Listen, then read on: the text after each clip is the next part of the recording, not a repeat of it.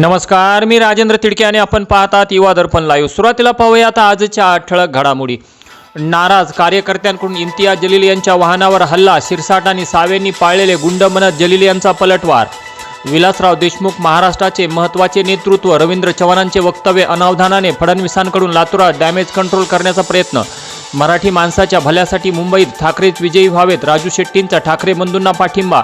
आणि अखेर अकोटमधील MIM भाजप युती तुटली, देवेंद्र फडणवीसांच्या नाराजीनंतर निर्णय, आमदार भारसाकळेंना कारणे दाखवा नोटीस। आणि आता बातमीपत्र बीड जिल्ह्याचं आणि राज्यातील इतर घडामोडींचं सविस्तर। विद्यार्थ्यांमध्ये शिस्त, आत्मविश्वास, कायद्याची जाणीव आणि उज्ज्वल भविष्यासाठी योग्य दिशा निर्माण करण्याच्या उद्देशाने पोलीस अधीक्षक श्री नवनीत कामत व अप्पर पोलीस अधीक्षक श्री सचिन पांडकर आणि प्रशिक्षणार्थी IPS राहुल कुमार यांच्या उपस्थितीत पोलीस वर्धापन दिनानिमित्त विद्यार्थ्यांसाठी विशेष मार्गदर्शन कार्यशाळा पोलीस अधीक्षक कार्यालय बीड येथे आज संपन्न झाली। या कार्यशाळेत पोलीस अधीक्षकांनी विद्यार्थ्यांसोबत थेट संवाद साधत शिक्षणासोबतच शिस्त, जबाबदारी, निर्व्यसनी राहणे, सोशल मीडियाचा योग्य वापर कसा करावा याविषयी सखोल माहिती दिली। या कार्यशाळेत शिवाजी विद्यालय व संस्कार विद्यालयाच्या विद्यार्थ्यांनी सहभाग नोंदवला। यावेळी पोलीस अधीक्षक विद्यार्थ्यांना मार्गदर्शन करताना म्हणाले की चुकीच्या एका क्लिकमुळे संपूर्ण आयुष्य हे डिस्टर्ब होऊन जाते। आजचे विद्यार्थी हे उद्याचे देशाचे भवितव्य आहात, त्यामुळे तुम्ही जीवनात असे ज्ञान प्राप्त करा की त्याचा तुम्हाला आणि देशाला लाभ झाला पाहिजे।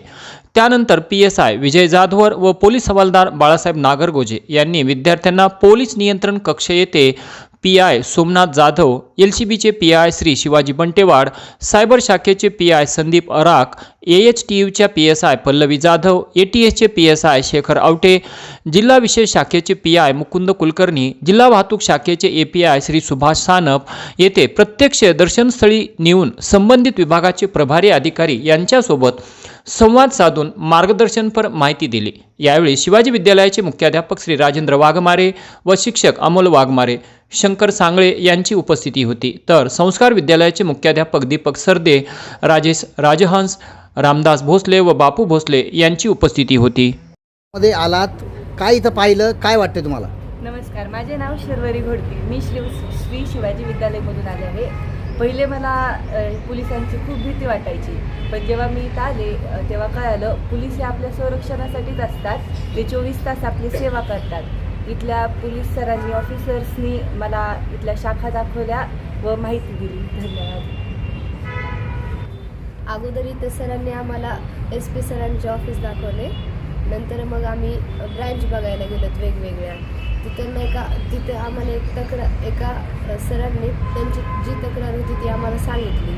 सायबर क्रिमिनल मोबाईल हॅक होणे तसं ते सांगितलं। काय शिकला तुम्ही त्यातून? की मोबाईल फक्त अभ्यासासाठी वापरा, इतर गोष्टीसाठी वापरू नका।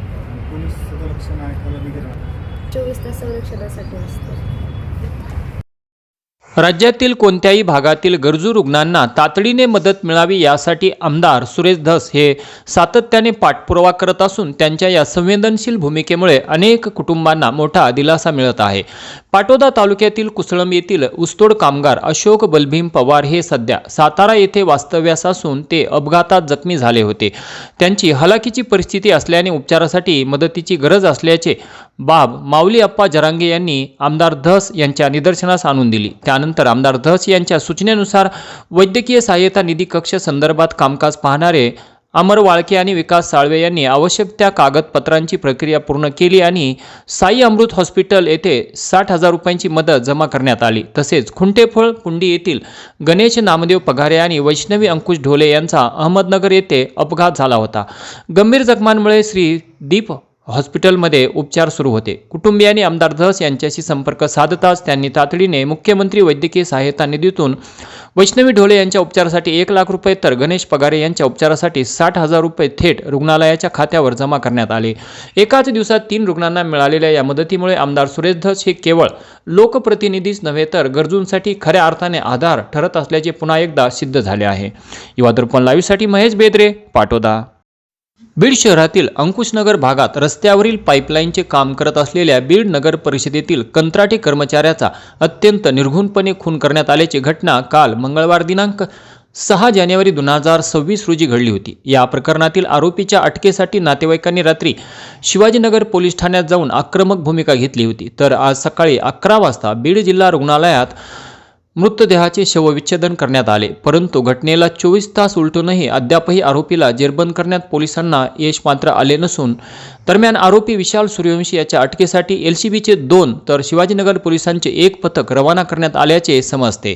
तर मयत हर्षद तुळशीराम शिंदे वय 38 वर्षे आणि आरोपी विशाल सूर्यवंशी हे लहानपणापासूनचे मित्र असून ते एकाच गल्लीत रहिवासी होते। बालपण हाऊसिंग कॉलनीत गेले तर कालांतराने विशालच्या कुटुंबियांनी घर बांधल्यानंतर ते अंकुशनगर भागात राहायला गेले। लहानपणापासूनच मित्र असलेल्या दोघांमध्ये मंगळवारी अज्ञात कारणावरून झालेले वाद एवढे टोकाला गेले की त्यातून अगोदर विशालने हर्षदच्या दिशेने गोळीबार केला आणि नंतर त्याचा पाठलाग करून धारदार शस्त्राने वार करत त्याची अत्यंत क्रूरपणे हत्या करण्यात आली। दिवसाढवळ्या घडलेल्या या हत्याकांडामुळे बीड शहरात एकच खळबळ उडाली असून आरोपीला अटक करण्यात पोलिसांना कधी यश येते याकडे सर्व जिल्ह्याचे लक्ष लागून राहिले आहे। आष्टी तालुक्यातील सराटे वडगाव येथील शेळके वस्तीवर दिनांक 4 जानेवारीच्या मध्यरात्री झालेल्या जबरी चोरीच्या घटनेचा आंबोरा पोलिसांनी यशस्वीपणे छडा लावला असून तब्बल 17 पोलीस अधिकाऱ्यांनी व कर्मचाऱ्यांच्या पथकाने मिळून 150 किलोमीटरची शोध मोहीम राबवून चोरीतील 2 सख्या भावांना त्यांच्या घरातूनच अटक करण्यात आली आहे।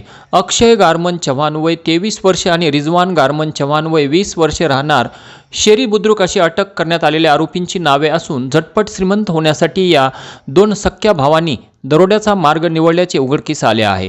सराटे वडगाव येथे ग्यानबा राजपुरे यांच्या घराचा दरवाजा तोडून चोरट्यांनी मारहाण करत दागिने आणि रोकड लंपास केली होती। सहाय्यक पोलीस निरीक्षक श्री मंगेश साळवे यांनी तातडीने तपासाची चक्रे फिरवून CCTV आणि तांत्रिक विश्लेषण केले।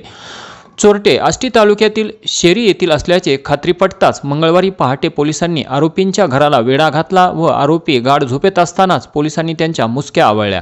दरम्यान पोलीस तपासात चोरट्यांनी एक धक्कादायक पद्धत अवलंबिली असल्याचे उघडकीस झाले आहे। चोरीला जाताना हे आरोपी स्वतःचे मोबाईल दुसऱ्या तालुक्यात किंवा जिल्ह्यात ठेवतात जेणेकरून त्यांचे लोकेशन सापडू नये। गुन्ह्यासाठी ते वेगळे सिम कार्ड आणि मोबाईल वापरतात। मात्र अंबोरा पोलिसांनी 150 किलोमीटर परिसरातील CCTV आणि तांत्रिक पुराव्यांच्या आधारे या हुशारीला मात दिली आहे। ही कारवाई पोलीस अधीक्षक श्री नवनीत कावत, अप्पर पोलीस अधीक्षक श्री सचिन पांडकर यांच्या मार्गदर्शनाखाली API मंगेश साळवे आणि त्यांच्या पथकाने केली। तर इतर फरार आरोपींचा शोध पोलीस घेत आहेत। आणि याचबरोबर आजचं बातमीपत्र संपलं। उद्या पुन्हा भेटू काही नव्या आणि ताज्या घडामोडींसह। तोपर्यंत पाहत राहा युवा दर्पण लाईव्ह चॅनल, लाईक करा, सबस्क्राईब करा आणि खाली दिलेल्या बेल आयकॉनला प्रेस करा। तोपर्यंत नमस्कार।